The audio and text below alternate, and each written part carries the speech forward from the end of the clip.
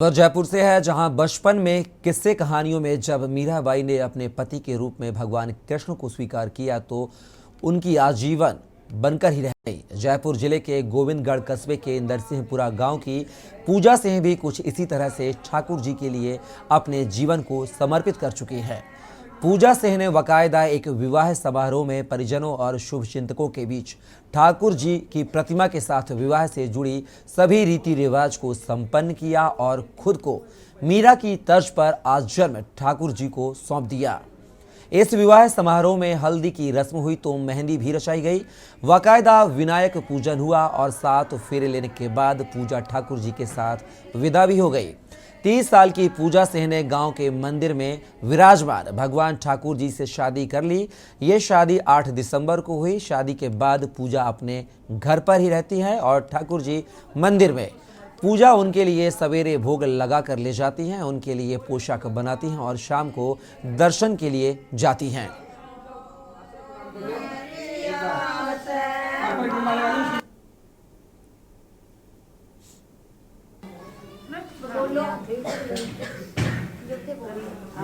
श्री कृष्ण गो ये मतलब राष्ट्रीय ऊर्जा संरक्षण दिवस के अवसर पर बुधवार को प्रदेश स्तरीय 13वें राजस्थान ऊर्जा संरक्षण पुरस्कार समारोह का आयोजन टोंक रोड स्थित इंद्रलोक सभागार में आयोजित किया गया।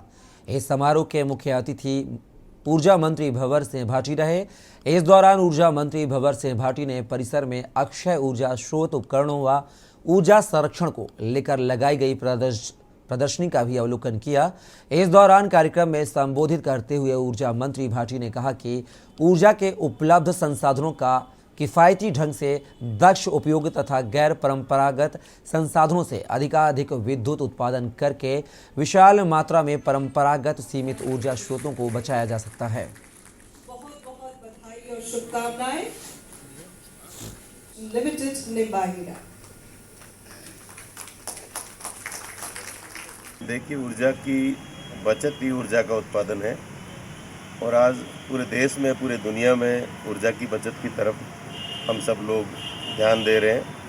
हमारे प्रदेश में भी ऊर्जा की बचत के लिए सरकार के द्वारा, हमारे विभाग के द्वारा समय समय पर हम प्रयास करते रहते हैं कि ऊर्जा की बचत की जाए, क्योंकि जिस प्रकार से ऊर्जा की डिमांड बढ़ रही है पूरे प्रदेश में सभी जगह, तो ऐसी स्थिति में हमें ऊर्जा की बचत करनी भी ज़रूरी है।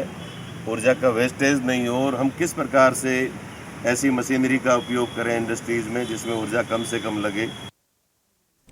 जयपुर में नेता प्रतिपक्ष और प्रदेश के पूर्व गृह मंत्री गुलाब चंद कटारिया ने कहा, राजस्थान महिलाओं से बलात्कार में नंबर 1 पर आ गया है। मुख्यमंत्री गहलोत कहते हैं कि बलात्कार के अधिकतर मामले झूठे होते हैं। इसके बावजूद भी इस साल नाबालिग बच्चियों से बलात्कार के 13,500 मुकदमे दर्ज हुए हैं। पिछले 3 साल में बलात्कार के मामलों में राजस्थान में 36% की प्रतिवर्ष बढ़ोतरी रिकॉर्ड हुई है। कटारिया बोले, प्रदेश में गैंगवार के मामले तेजी से बढ़ रहे हैं। आज राजस्थान में शहर शहर में छोटी छोटी गैंग पनप रही है। कोई भी आपराधिक गैंग बिना पुलिस के संरक्षण में सक्रिय नहीं हो सकती, जिसकी बानगी हाल ही में सीकर में हुई राजू ठेहट की हत्या और एक बच्ची के बेकसूर पिता को मौत के घाट उतारने के दौरान दिखाई दी।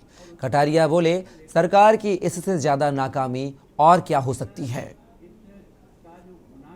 नंबर 1 का राजस्थान में लगभग इन सारे जो है ना 1 जनवरी 20 से लेकर के 31 जनवरी 22 तक 6,467 मुकदमे पॉक्सो एक्ट। कहने के लिए तो होता है कि हम सब संविदा के बच्चों को रेगुलर नौकरी कर देंगे और घोषणा पत्र में लिख दिया, लेकिन उस बच्चे के दर्द को किसी ने समझने का प्रयास ही नहीं किया।